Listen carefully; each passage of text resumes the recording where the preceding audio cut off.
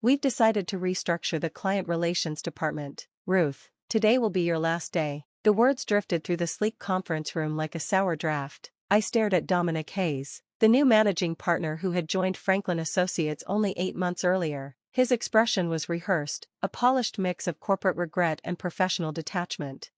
After 25 years? My voice stayed calm, though inside I felt the ground fracture.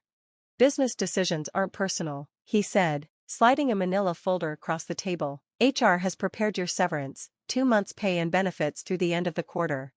Janice from HR sat beside him, nodding in manufactured sympathy while keeping her eyes averted. Several departments are affected, she offered softly. This isn't about your performance.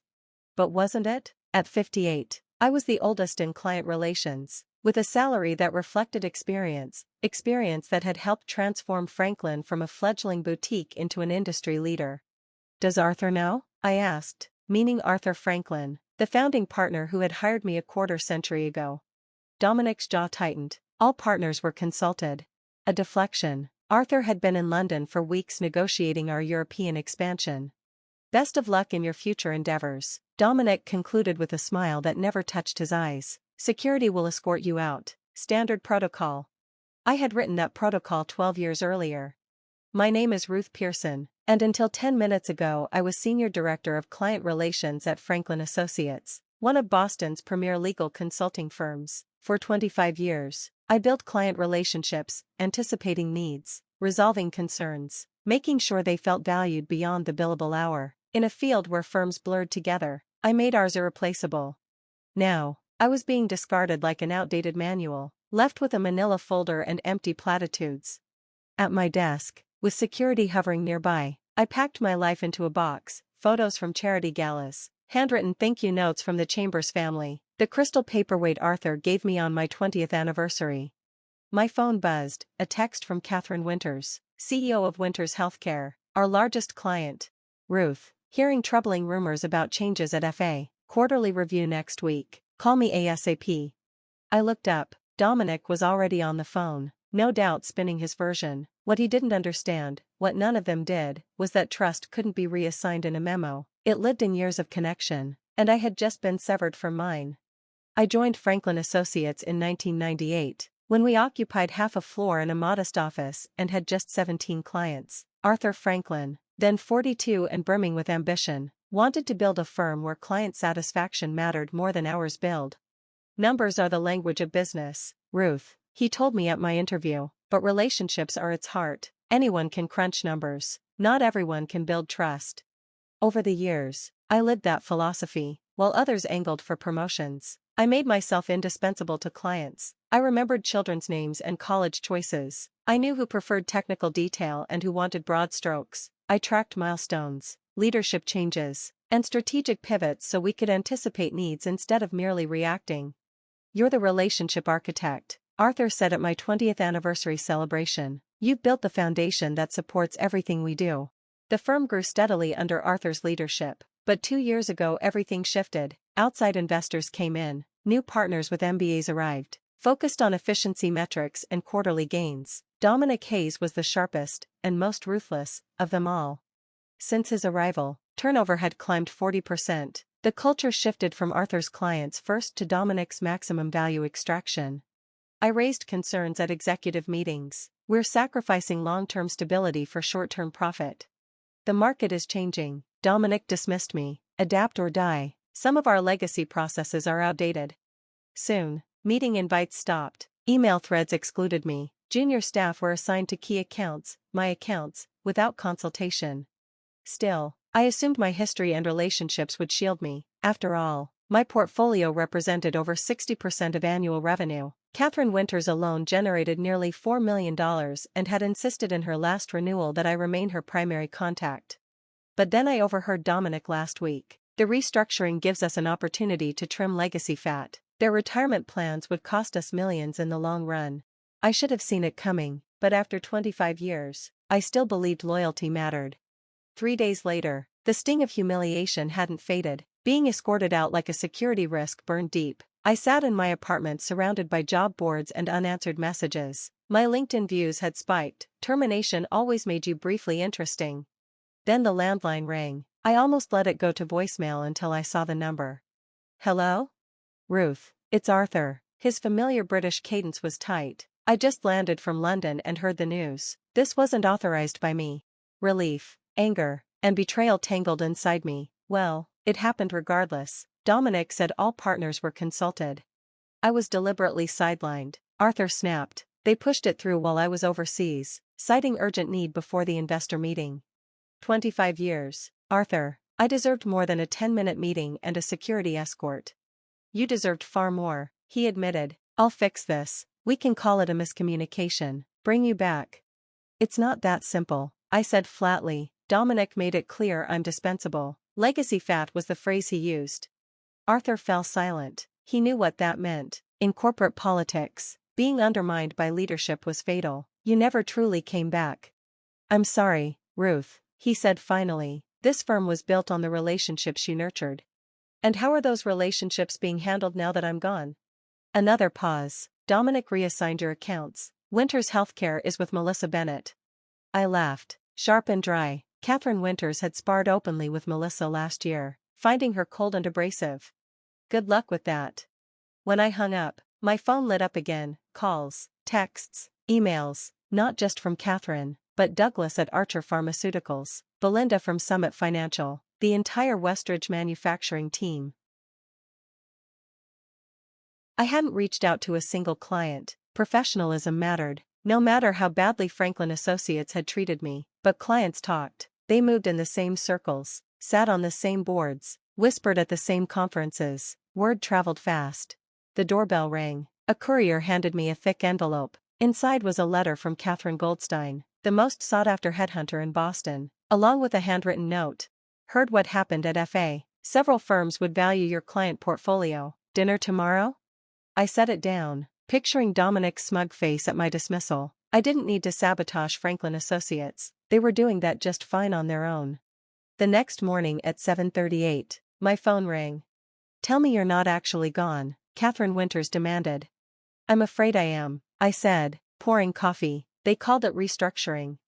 Restructuring? She snapped. I've worked exclusively with you for 12 years. Yesterday Melissa Bennett emailed me, introducing herself as my new relationship manager. That girl once tried to explain my own business model to me. I chose my words carefully. Franklin Associates believes these changes serve clients' best interests. Don't feed me the corporate line. Where are you going next? I haven't decided yet. Well, decide quickly. Our contract's up in 60 days. I'd prefer to follow you. Professionalism should have dictated that I reassure her about FA's continuity. Instead I said, I appreciate your confidence, Catherine. Let me explore my options and I'll be in touch. By noon, 5 more clients had called. By dinner, 11. I hadn't solicited anyone. I didn't have to. That evening I met Catherine Goldstein in Back Bay. She studied me over her glasses, sharp as ever. You're the talk of the industry, she said. Dominic Hayes made a catastrophic mistake. Perhaps, I said lightly.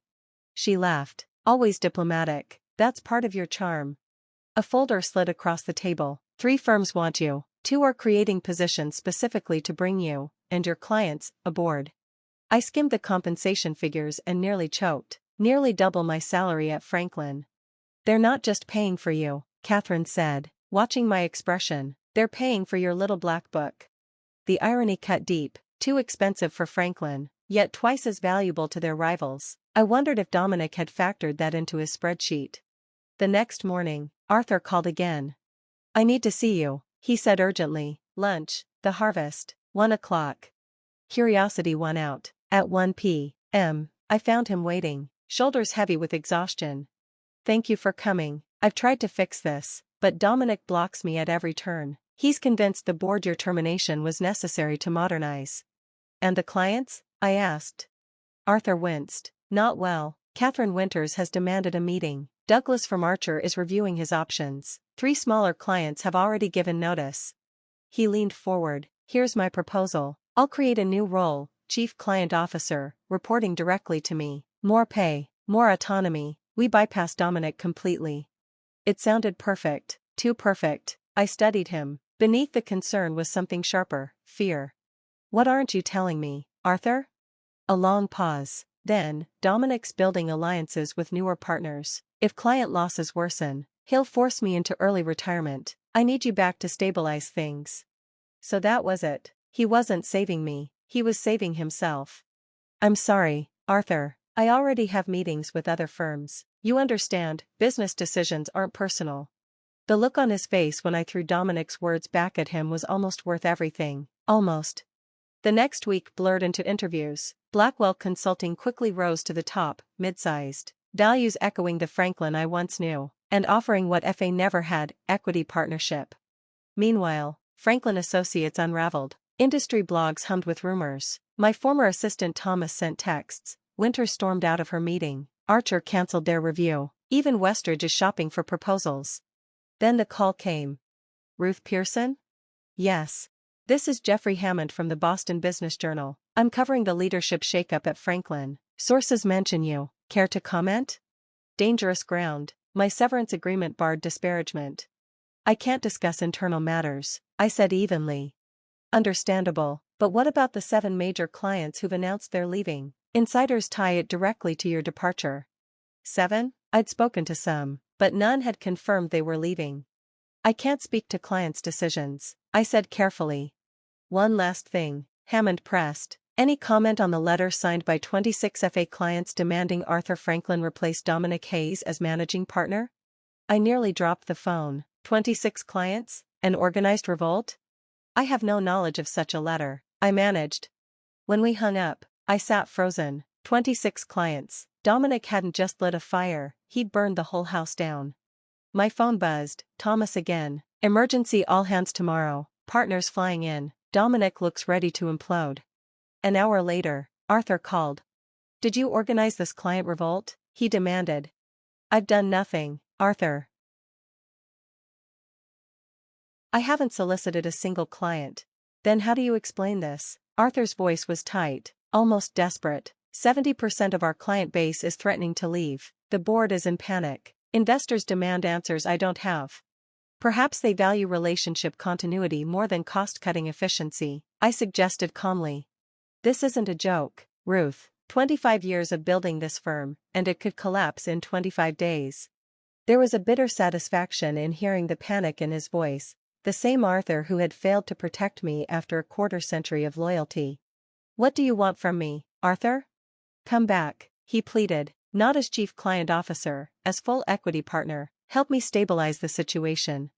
Partner, a title I'd deserved for at least a decade, repeatedly denied. And Dominic? Arthur's voice hardened. The board meets tonight. His future will be decided before tomorrow's all-hands meeting. I considered the Blackwell offer comfortable, lucrative, and far less complicated than returning to FA, but those client relationships were my life's work. I need to think about it, I said. I'll give you my answer in the morning. Sleep evaded me. I paced my apartment, weighing options while the digital clock ticked toward dawn. Returning to Franklin meant facing colleagues who'd silently witnessed my humiliation. It meant navigating the fallout from Dominic's downfall, a collapse I hadn't orchestrated but would be blamed for. The firm's culture had deteriorated over years. One leadership change wouldn't fix it. Blackwell offered a fresh start, new colleagues, new culture, new opportunities, generous compensation, partnership, the chance to bring willing clients and build something vibrant. By 6 a.m., my decision was made. I called Catherine Goldstein. I'm going with Blackwell. Smart choice, she said. They'll be thrilled. There's one condition, I added. She laughed. Ruthless Ruth. I love it. I'll present it immediately. At 8:45 a.m., I walked into Franklin Associates for the first time since my termination. The receptionist's eyes widened. Ms. Pearson, are you here for the all-hands? I am. Arthur is expecting me. The conference room was packed. Partners flown in from across the country. Junior staff pressed along the walls. Arthur stood at the front, flanked by board members. Dominic was absent. A hush fell as I entered. Relief flashed across Arthur's face. Thank you all for coming, he began. As you know, we face unprecedented client concerns following recent staffing changes. His eyes flicked to me. I'm pleased to announce Ruth Pearson has agreed to return as a full equity partner, leading our newly formed client relations division. Murmurs spread. Arthur raised a hand. Additionally, the board has unanimously voted to remove Dominic Hayes as managing partner, effective immediately. His approach was inconsistent with our firm's values and client commitment. The room buzzed with shock, relief, and uncertainty. Arthur gestured toward me. "Ruth, would you like to speak?" I stepped forward. Thomas gave a subtle thumbs up from the back. I scanned the room, some hopeful, some wary, all attentive. "Thank you, Arthur. I appreciate the offer to return as partner," I began. "However, I must clarify, I'm not coming back to Franklin Associates." Arthur froze. Board members exchanged alarmed glances. "Instead," I continued, "I've accepted a partnership at Blackwell Consulting, which has just completed negotiations with Horizon Capital to acquire a controlling interest in Franklin Associates." Shock rippled through the room. Arthur looked as if he'd been struck. "The transition begins next week," I went on. "Blackwell values the institutional knowledge and client relationships here. There are no plans for mass layoffs or restructuring, unless deemed necessary for efficiency." Arthur stepped forward. "Ruth, what have you done?" "Nothing, Arthur. Blackwell has sought to expand its Boston presence for years. Horizon Capital was eager to consider the offer, especially given recent client instability. Business decisions, nothing personal." Understanding dawned in Arthur's eyes. He had failed to protect me. Loyalty had been sacrificed for short-term gain. Now, facing his own obsolescence, he saw the cost of those choices. The meeting dissolved into chaos as I walked out. Head high, a text from Catherine Winters lit up my phone. "Just heard the news. Dinner tonight to discuss Winters Healthcare's future with Blackwell Franklin." I smiled. Justice hadn't required revenge, it had arrived on its own. The Boston Business Journal broke the story the next morning. "Consulting shakeup, Blackwell acquires Franklin Associates after client exodus." The article buried my name in paragraph 15. "Ruth Pearson, former Senior Director of Client Relations, has accepted a partnership at Blackwell and will oversee the integration of Franklin Associates' client portfolios." Clinically written, but in reality, it marked a seismic power shift.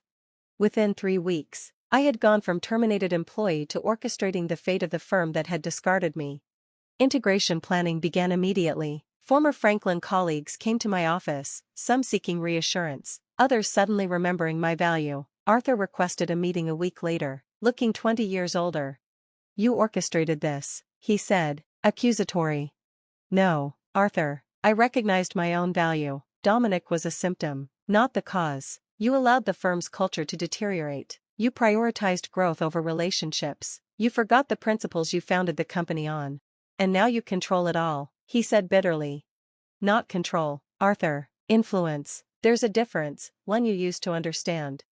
I slid a document across the desk. "Blackwell offers you a 3-year consulting role, advisory only. No management responsibilities. Generous, considering the circumstances." He stared at the paper. "And if I refuse?" "Then you walk away with only your ownership payout. Your choice." 6 months later, Blackwell Franklin occupied 2 floors of a downtown tower. Integration exceeded expectations, mostly because I retained most of Franklin's staff, recognizing their value when others hadn't.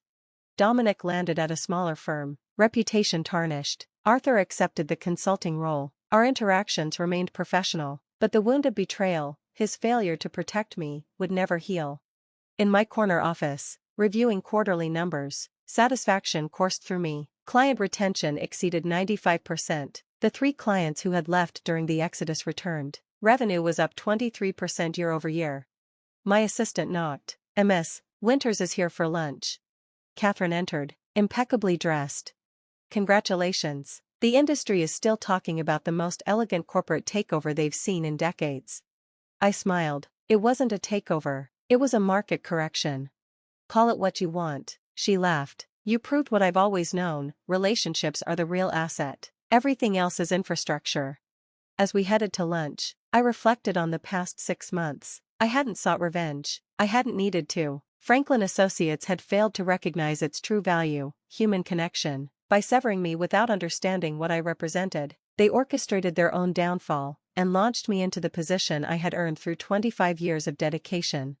Sometimes justice doesn't require action, sometimes it simply demands patience, and the quiet confidence of knowing your own worth.